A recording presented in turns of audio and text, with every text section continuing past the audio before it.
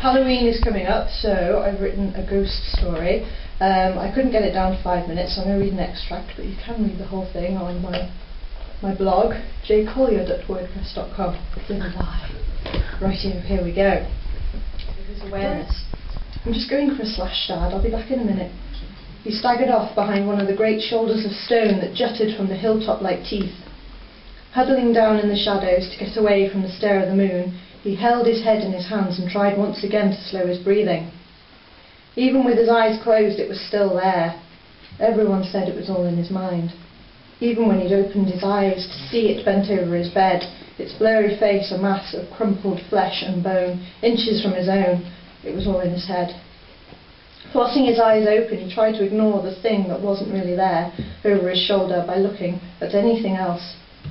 The crooked finger of a ruined bell tower loomed on his left. It had been impressive when he'd seen it earlier that day, in the watery winter sunshine, but now, in the frosty moonlight, shadows pooled in the cracked stonework and distorted the angles and height, making it look like it was leaning over him. The last time the bell was rung by the living, the landlord of the old bell had said, was to call for help that never came.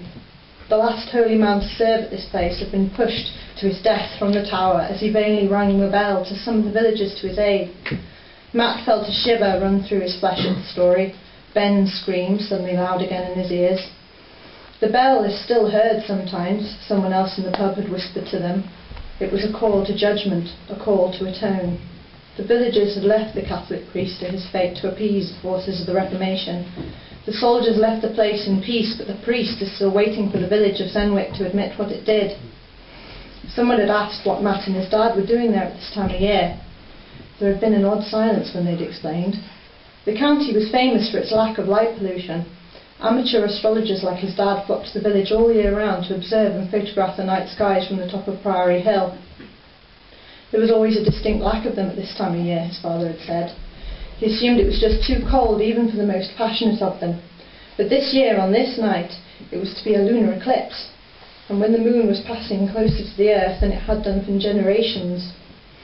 His father had thought it would be a welcome distraction. If only leaving home could have let him get away from what had happened. When night fell, the familiar cold was at his back again. It didn't need to whisper in his ear anymore for Matt to know what it wanted to say.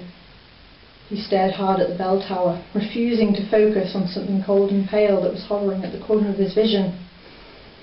His heart clutched in his chest like a fist as the low, dead voice of a bell echoed out into the night.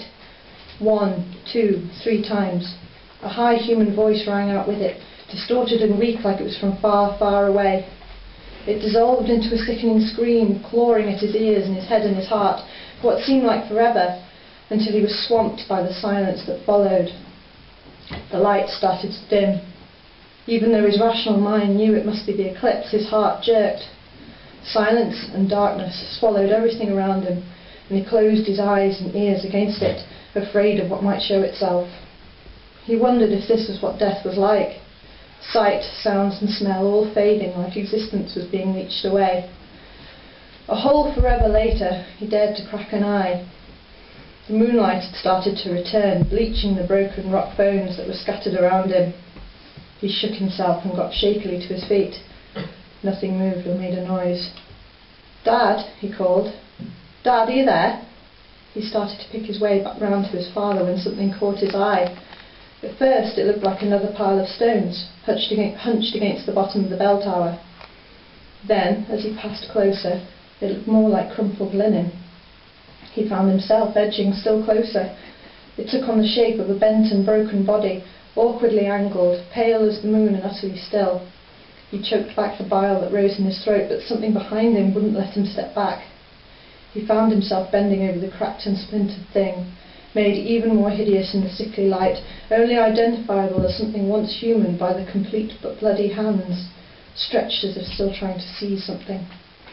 Control returned to his feet and he stumbled backwards, staggering back round the wall. Their chairs were there, illuminated in the moonlight. Torches, blankets and bags were all neatly piled where they put them, but his dad was nowhere to be seen.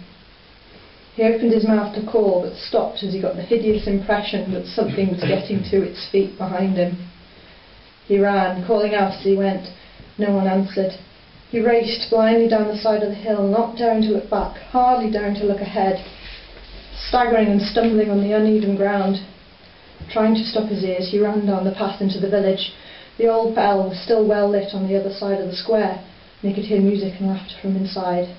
He paused to catch his breath, but then something was breathing, staggering and bleeding close behind him. He looked up across the square, nearly tripping over the steps into the pub. He leaned hard against the door after it slammed behind him.